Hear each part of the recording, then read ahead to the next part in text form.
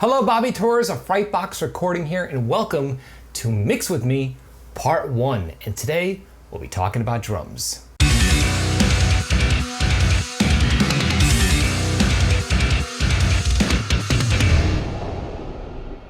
Okay, well, if you caught my last video, you probably remember me diving in and dissecting an old mix of mine from 2010 that wasn't that great. I mean, it wasn't terrible, but at the end of the day, I did not really accomplish what I set out to do, which was to achieve a nice, well-balanced, organic, analog sounding mix. Again, it wasn't terrible, but I was really curious to see what I would be able to accomplish if I were to remix the song today, which is what this video series is all about. I will be remixing that exact same song, the exact same source files, but with what I know now. And here's the cool thing. You can download the exact same multi-tracks that I'm using for absolutely free. So you can mix the song out of your own home studio. There's a link below in this video's description. All you have to do is click the link and download the exact same multi-tracks that I'll be using within this video series. Now, the way I'm gonna break down this series is super simple. Today, I'll be talking about drums. On Wednesday, I'll be talking about the guitar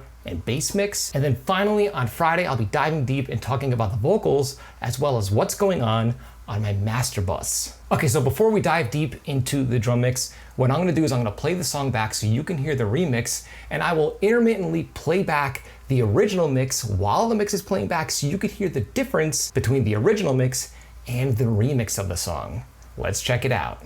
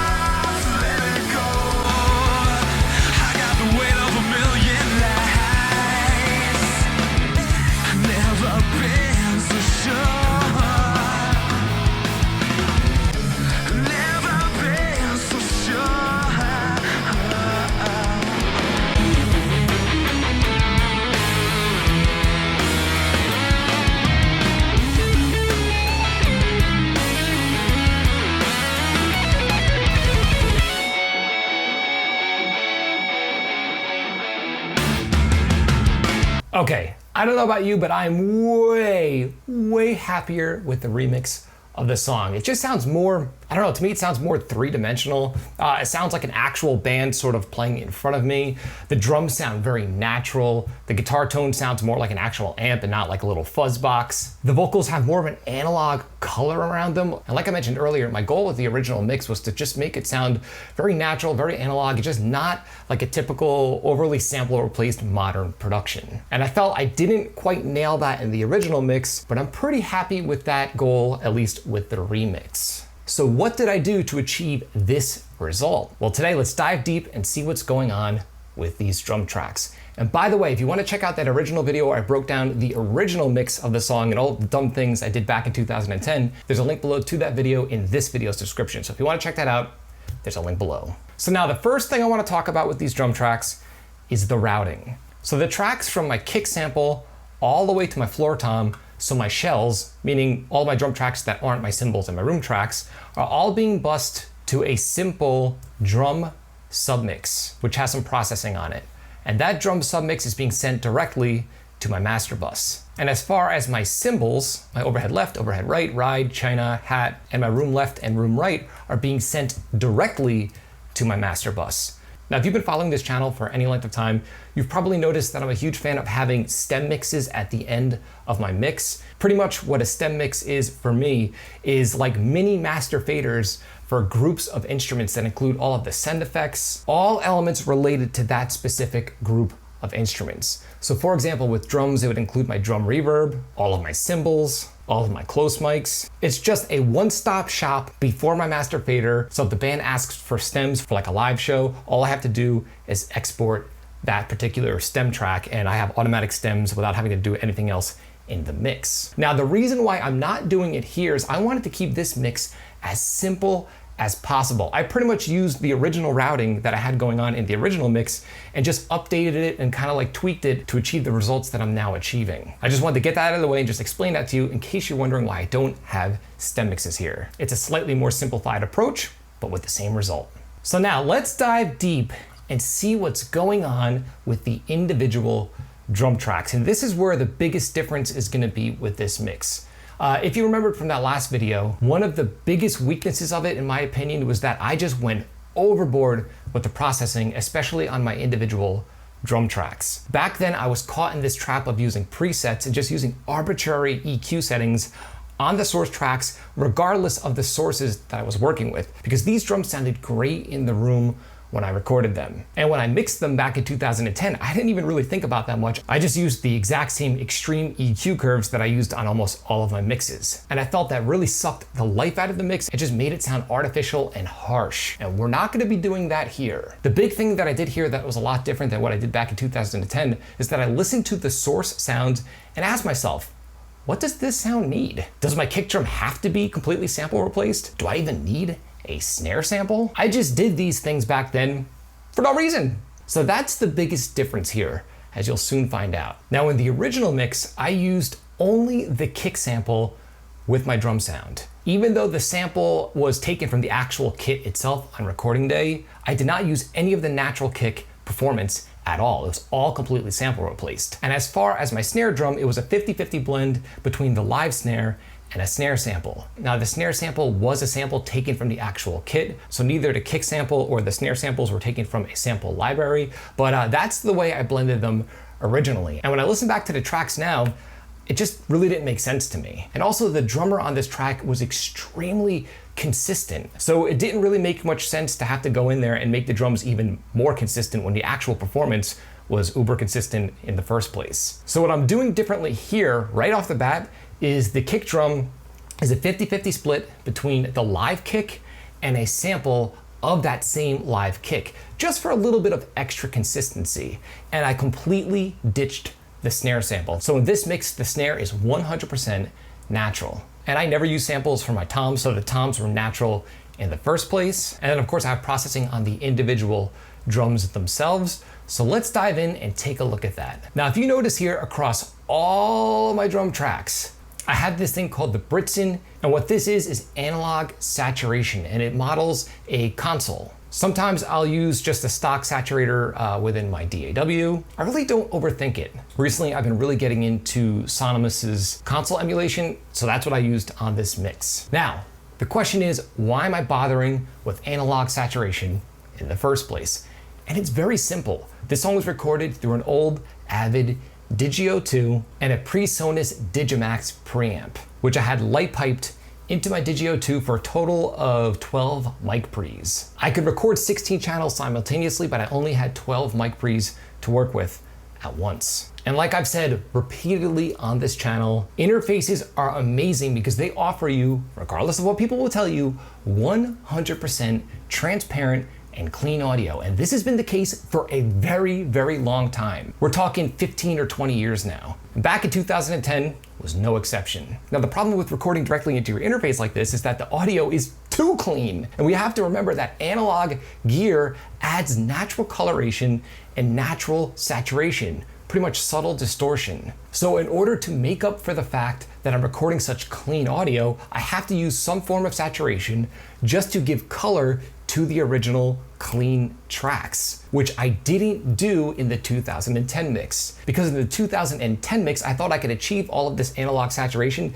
just on my master bus. But over the years, I've learned that the key to achieving a nice analog sound in your computer is to do it through multiple stages within your mix, because this is literally exactly how analog saturation would add up within the analog domain itself. Think about it, you record onto a tape machine, you mix through a console, maybe you patch in some analog outboard gear, then you bounce back down onto tape. Those are a lot of stages that subtle distortions and all that analog goodness will really build up on the original song or tracks. And we want to kind of emulate that within our DAWs, because again, when you record into your interface, it's just too clean. Which isn't a bad thing, but you have to just keep that in mind when you record in your home studio. Most people don't realize this, but it really is the truth. So as far as the exact settings I'm using, I didn't even think of it. All I had to do was throw it on the channel and it automatically added a nice pleasing analog color to the original drum tracks. And I have them first in line as the first insert on each of these individual tracks. So before I even EQ and compress, the drums are being warmed up beforehand.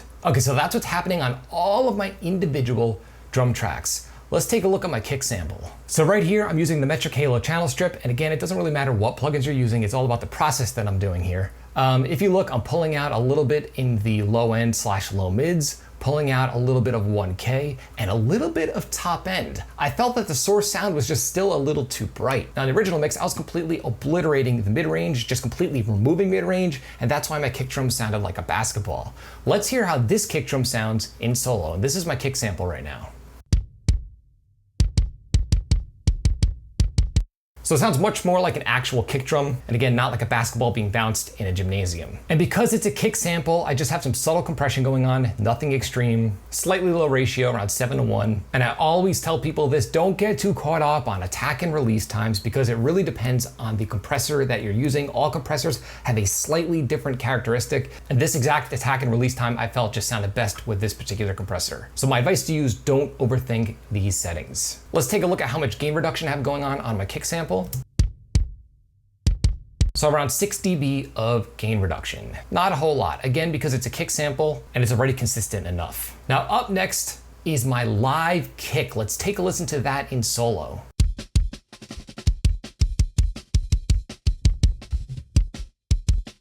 So as you can hear, it sounds very similar to the kick sample because it is literally the exact same kick drum with the exact same mic placement. The only difference here is that it's the live kick with some snare drum bleed because that microphone is picking up everything that's going on around it. And because of that, I'm using a gate just to get rid of the extreme bleed, and I have very similar settings here. I'm actually using the exact same compression settings. The only difference is I'm sucking out a little extra mid-range, not a lot. I left some of the high frequencies in because it's a natural kick drum, it's a little more dynamic. And yeah, I'm just using a gate to get rid of that extra bleed that I don't want in my kick drum track. So I've decided to use the natural kick in this remix because I felt the drum performance was really solid and I wanted the drums to sound as organic as possible, and the sample is there just to add a little bit of extra consistency and punch. But to be completely honest with you, I could probably get rid of that sample and achieve a near identical result. But I left it in just for good measure. And like I mentioned, there's no more snare sample, completely got rid of it, but I am using the live snare. Now, with the live snare, let's take a listen to it in solo.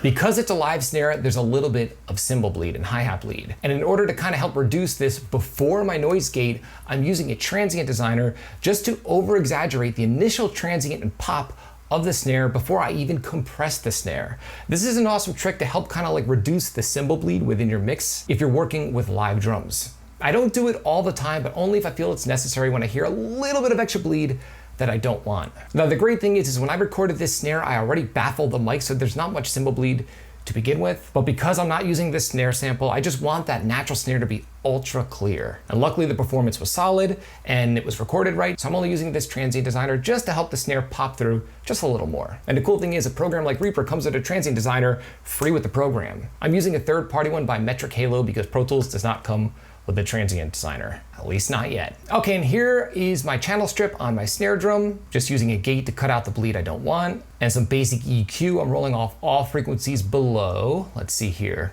67 Hertz. Now normally I would roll off even more low end than that, but because this song is kind of more of a rock song and not a metal song, I allowed a little extra low end, reducing some of the lower mids just to get rid of the boxiness, and I'm pulling out just a touch of 13K. For whatever reason, the original tracks had a lot of high-end snap, and I just wanted to reduce some of that, again, because it's a live snare, it's not a sample. And just some very subtle compression with a 7:1 ratio. So let's move on to the snare bottom, which usually freaks people out when they see my mixes, but I'll explain in detail my approach here. Let's take a listen.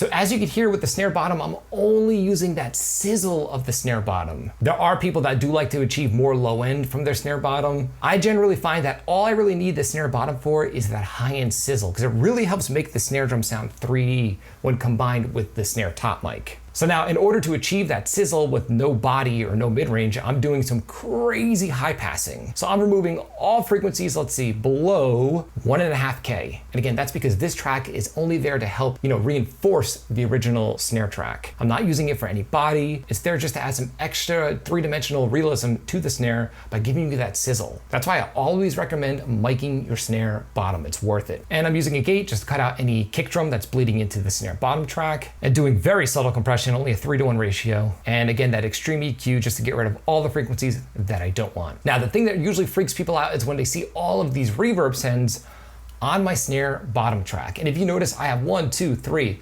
4, 5 reverb sends. The reason why I'm doing this is I want more reverb of my snare bottom than direct sound of my snare bottom. I don't really have much snare bottom going on in the mix. As a matter of fact, let me play the mix back, and I'm gonna mute the snare bottom while the mix is playing back, and just notice what it's adding to the mix.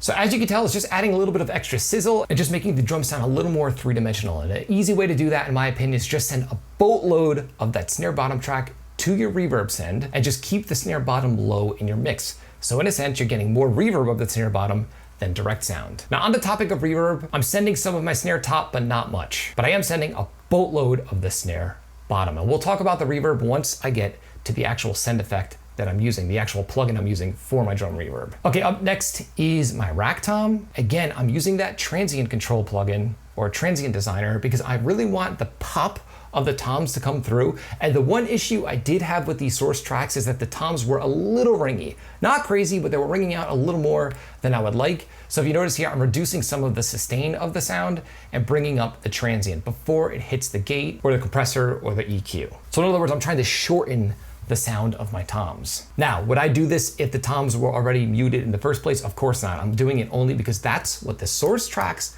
call for. So when you're mixing this song at home, give this a shot. Okay, and up next I have my channel strip, again, the Metric Halo channel strip. I have a gate just to cut out any extra ring. Now I also manually cut out the dead space between the toms, so this gate is here more of just a precautionary measure. Just some very light compression, 4:1 ratio. And as far as EQ, if you remembered from that original mix, I completely, just like my kick drum, removed all mid-range from my toms, and I'm not doing that here. All I'm doing is reducing the lower mids and reducing around 1K, and that's it. Much more subtle. Again, I'm going for a warm, natural mix. I don't want the drums to sound like an old, harsh black metal record or anything like that. And I'm doing the exact same thing with the transient control on my floor tom, and the settings are very close. Same gate, very similar compression. I'm just boosting a little bit at around 50 Hertz, removing some of the extra top end because I heard a little bit too much high frequencies coming from the floor tom, not the rack tom, but more of the floor tom, and just removing some lower mids and some mid-range. Not completely annihilating the mid-range, just reducing them by a little. Okay, those are our shells. Let's move on to our overheads. Now both overheads have the exact same settings, and if you notice here, I am not shy with my high pass filter. I'm removing all frequencies below 1.5K. Now, I'm a fan of spot miking my cymbals. So what I want in my overhead tracks is mainly just cymbals. I don't want the snare, toms, or anything. Some people approach it this way. Some people want some drums in their overheads. It really depends on the mixer. I prefer to blend the sound of my kit together with my room tracks. So for me, I close mic my cymbals, so I have extra control over them into the mix. And then I use my room tracks to blend the overall sound of my drums together. Back when I went to school for audio, the classic way to mix overheads generally is to try and achieve this magical stereo image of your entire kit, which does work great when you're working on other genres of music like, indie rock, country, jazz. But I found for heavier genres of music, I really prefer this approach. And the other great thing about spot miking cymbals is that it'll give you more control and help reject the annoying hi-hat that will destroy your overhead sound if you're not careful. So if we listen to my overheads in solo, they're gonna sound very thin. Let's check this out.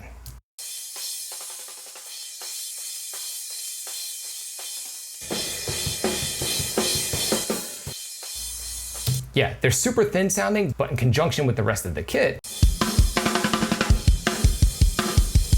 the room tracks really fill out the overall sound of the kit and help glue them together. So that's my approach to overheads. I'm doing the same thing with my ride cymbal and my hi-hats. Although my hi-hats are barely being used in the mix. And the same thing with my China. The only difference is that with my China, I'm allowing a little more of the mid-range to shine through just because of how China sound at the source. They have more going on in the mid-range. I find that thinning out Chinas too much prevents them from cutting through the mix. So I'm allowing a little more mid-range for my China. I'm also not over-compressing my cymbals because I don't want to over-compress them and bring up the hi-hat. The more you compress your cymbals, the more you'll be bringing up other stuff that aren't your cymbals. So as long as your cymbals are recorded right, you don't have to go crazy with compression. I'm just using a little just to help tame them and just to help catch any stray peaks. Now, thank God I was smart enough to use some room mics back then, because before 2010, I would only stick up room mics when I felt like it. And nowadays, I couldn't imagine recording drums without a room mic because they add so much to the overall drum sound. The problem with the room mics in the original mix is that they weren't diffused enough. In other words, I did use room mics,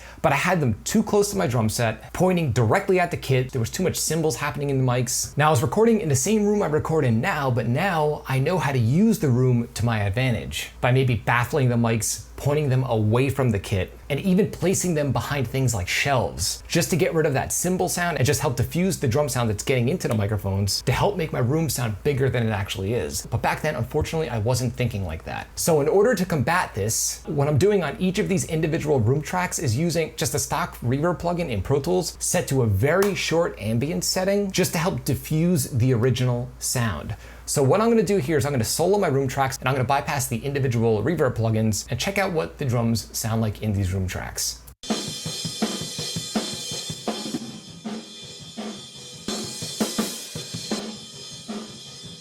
So as you can hear when I have the reverb plugins, and by the way, they're set to 100% wet, so none of the dry sound is actually getting through. What the reverb plugin is doing is diffusing that original sound to kind of help emulate what I would now do if I were to record these drums in a room during a recording session. So I'm not going for massive hugeness, I just want to diffuse that sound because the sound was just a little too direct. Now I know I went a little bit out of order because the reverb is last in my chain. As far as processing on my room tracks, I have that same console emulation on each of the individual tracks, and I'm using the Satsun channel strip because I really wanted to warm up the sound of those room tracks. They were a little harsh at the source. And the great thing about these Sonomus plugins is they have saturation pre-built into their plugins. So I don't have to use a million different plugins on a track. It just simplifies my mixing. So let's see how much compression is happening on these tracks.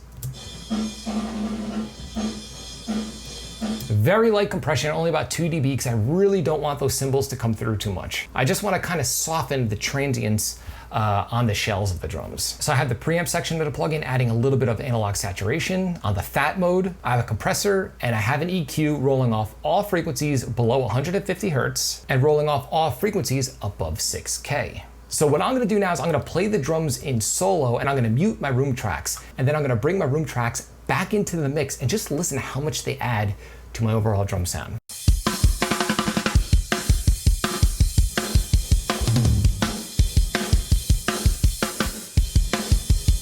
So much like with my Snare Bottom, they just help my drum sound way more three-dimensional and way more realistic. So if you're recording drums in your home studio, don't shy away from using a room mic, even if your room is small, because my studio is not the biggest thing in the world, and it's pretty dead sounding. But as you can see, even when using room mics in a not big room, even if they're not in the greatest of places, they can still be extremely useful in a mix. And this right here is a prime example. Oh, and I forgot to mention, I have a Reverb Send on my rack tom and floor tom, just sending a little bit to the reverb, which we'll go over in a few minutes. Okay, so that covers all of the processing that's happening on my individual drum tracks. Let's talk about what's happening on my drums submix. So if you remember, I have all of my shells going directly to my drum submix, and I have 3 simple plugins. I have an EQ that's rolling off all frequencies below 40 Hertz. Now, why am I doing this? This is because anything that's happening below 40 Hertz on a kick drum is pretty much just gonna be junk frequency that takes up a whole lot of headroom on your final mix. So in other words, you're not gonna hear it or really even feel it, and it's gonna prevent you from getting your mix loud when it comes time to master your track. So in general, I'll roll off between 30 and 40 Hertz on my submix, which in turn is really just like rolling it off on my kick drum because all of my individual mics already have high pass filters. I'm also using a low shelf just to reduce all frequencies below 100 Hertz, pulling out a little bit of lower mids, and pulling out just 1 dB above 12K, just to get rid of some of those extra high frequencies. Because remember, none of my cymbals are being sent to this drum submix, just the shells, just my kicks, snares, and toms. Not even my room mics are going here. Okay, up next, I'm using the Tuco Compressor by Sonomus Plugins. Again, I wanted a little bit of analog color just to really help exaggerate the analog factor. And this plugin has a drive knob, and I'm driving the input slightly harder just to achieve some extra saturation. Now on this mix, I'm not using parallel compression at all, just a small amount of straight ahead compression on my individual shells. Let's look at how much gain reduction is happening within this bus compressor.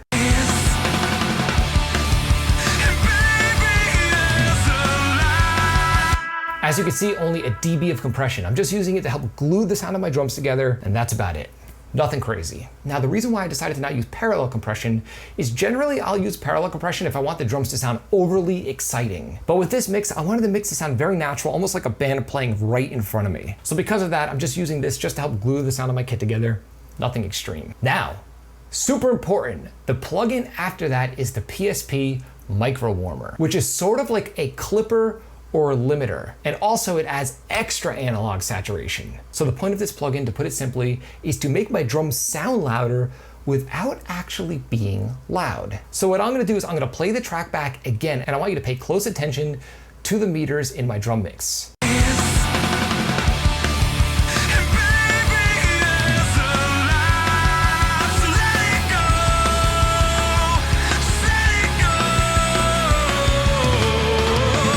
So you probably noticed when I bypassed the plugin, the drums sounded almost exactly the same, but they were taking up way more headroom. This can be a problem when it comes to your overall balance of your mix, especially when you get into mastering. By using this plugin, it's keeping the drums sounding nice and loud, they're cutting through, but they're not actually getting any louder. Actually, technically, they're lower as far as level is concerned. Another pro tip for you, and if you're not gonna clip your drum bus like this, at least clip your snare drum, because usually your snare drum is your main culprit when it comes to your drum sound. It's hard to get your snare drum loud enough without using some form of saturation, limiting, or clipping.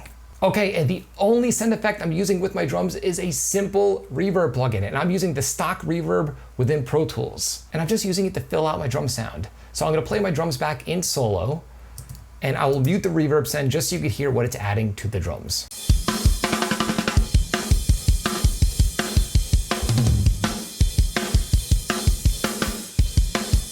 So it's just adding a little bit of thickness, a little bit of size, and mainly you're hearing it on the snare bottom, which was intentional. Again, I wanted to hear more of the reverb of my snare bottom than the actual direct sound. No fancy convolution reverb, no expensive reverb plugins, just the stock plain old reverb plugin that's been in Pro Tools since the 90s. That's all I need. Now, on the topic of plugins, I want you to remember this. It doesn't matter what plugins you use, it all comes down to your system and your approach to mixing. And hopefully this mini series will help showcase this to you in the real world. Again, these tracks are the exact same tracks that I mixed back in 2010, and they sound worlds better just by me utilizing a slightly different approach. I'm using less plugins than I used in the original mix. Now, you might notice that I'm using a lot of the Sonomus plugins, and the reason why is they simplify my workflow. In other words, I don't have to use a separate saturator, a separate EQ. I simply load them up and tweak them by feel and by ear without having to get too caught up in numbers. Do you need plugins like this to achieve this result? Absolutely not. But if you feel you're one of these people that gets too caught up in numbers while you mix, and you want more of an analog feel, at least as far as workflow is concerned, plugins like this are great. As a matter of fact, I will leave a link down to Sonomus's plugins in this video's description, as well as a 10% discount code to get 10% off any of the plugins on their website. Just use the custom code below in this video's description, and you'll get 10% off